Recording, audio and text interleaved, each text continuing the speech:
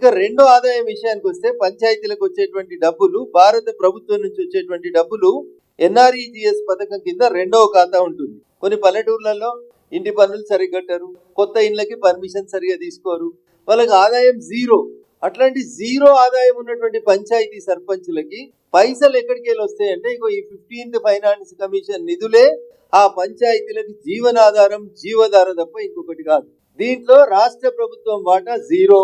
ఇవేం state finance secretary సంతకం పెట్టి టోకన్ ఇచ్చి 6 నెలల తర్వాత చెక్ పాస్ అవుతుందా లేదా తిరగాల్సినటువంటి డబ్బులు కావు. ఇవి నేరుగా మీకు భారత ప్రభుత్వం పంపిస్తున్నటువంటి డబ్బులు.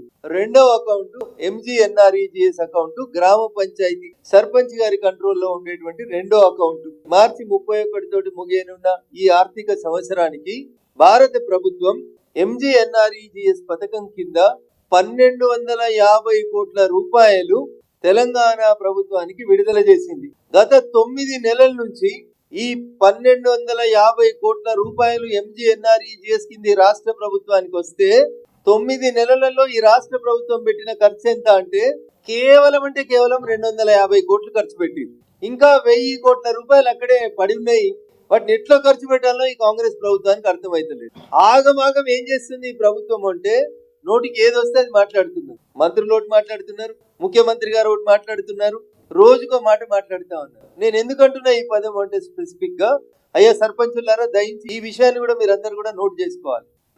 భారత ప్రభుత్వం ఎంజీఎన్ఆర్ఈజిఎస్ పథకం కింద 2 రకాలైనటువంటి ఆలోచన చేస్తా ఉంది. ఒకటి ఊరికి ఉపయోగపడేటువంటి కమ్యూనిటీ డెవలప్మెంట్ యాక్టివిటీస్ ఒకటైతే, 2 వ్యక్తుల ఆర్థిక స్తోమత పెరగడానికి ఉపయోగపడేటువంటి పథకాలు రెండో రకమైనటువంటి పథకాలు. మొదటి పథకం కింద ఊరందరికీ ఉపయోగపడేటువంటి పథకం కింద ఎంజీఎన్ఆర్ఈజిఎస్ కింద మీ పంచాయతీలో గ్రామ పంచాయతీ భవనము లేకపోతే 20 లక్షల రూపాయలు ఎంజీఎన్ఆర్ఈజిఎస్ కింద మీ ఊర్లో గ్రామ పంచాయతీ బిల్డింగ్ కట్టుకోవడానికి ఇస్తుంది భారత ప్రభుత్వం.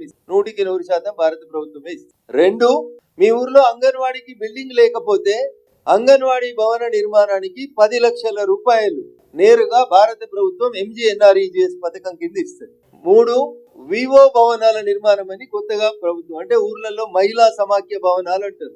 సెల్ఫ్ హెల్ప్ గ్రూపుల్ని స్ట్రెంథెన్ చేయడం కోసం ఊర్లో మహిళా సోదరిమణులు ఒక దగ్గర కూర్చొని వాళ్ళ కార్యక్రమాలు భవిష్యత్తు నిర్ధారించుకోవడం కోసం వివో బిల్డింగ్స్ కోసం 10 లక్షల రూపాయలు ఇస్తుంది ఎంజీఎన్ఆర్ఈజిఎస్ కి. 4వది, కొత్తగా ఇప్పుడు భారత ప్రభుత్వం ఆలోచన ఏంటంటే రైతులు గ్రామంలో తాము పండించినటువంటి పంట ఫుడ్ గ్రెయిన్ స్టోరేజ్ గోదాం అని ఒకటి కొత్త స్కీమ్ తీసుకొచ్చింది భారత ప్రభుత్వం. ఆ స్టోరేజ్ అంటే పండించినటువంటి పంటని రైతులు ఎక్కడ పెట్టుకోవాలనో ఏం చేసుకోవాలనో, కొందరు కూర్చుండే, కొందరికి చిన్నిళ్ళు ఉండే, కొందరికి ఇందిరమ్మ ఇల్లు ఉండే, అట్లాంటి వాళ్ళకి ధాన్యం స్టోరేజ్ చేసుకోవడానికి కష్టమవుతుందని ప్రతి గ్రామ పంచాయతీకి ఫుడ్ గ్రెయిన్ స్టోరేజ్ గోడౌన్ అని 15 లక్షల రూపాయలతోటి మీ ఊర్లో ఒక మంచి గోదాం కట్టుకొని అందులో రైతన్నలు పండించిన పంటని స్టోరేజ్ చేసుకోమని చెప్తా ఉంది. ఈ 4 మీ ఊర్లో లేకపోతే అయ్యా సర్పంచులారా దయించి ఈ 4 కోసం సాధ్యమైనంత తొందరగా ఈ 4-5 రోజులలోనే తీర్మానాలు చేసి మీ ఎంపీడీఓ గారికి, మీ కలెక్టర్ గారికి పంపించినట్లయితే మేము 100% బట్టి మంజూరు చేపిస్తామని చెప్పి ఈ సందర్భంగా తెలియజేస్తా ఉన్నాం.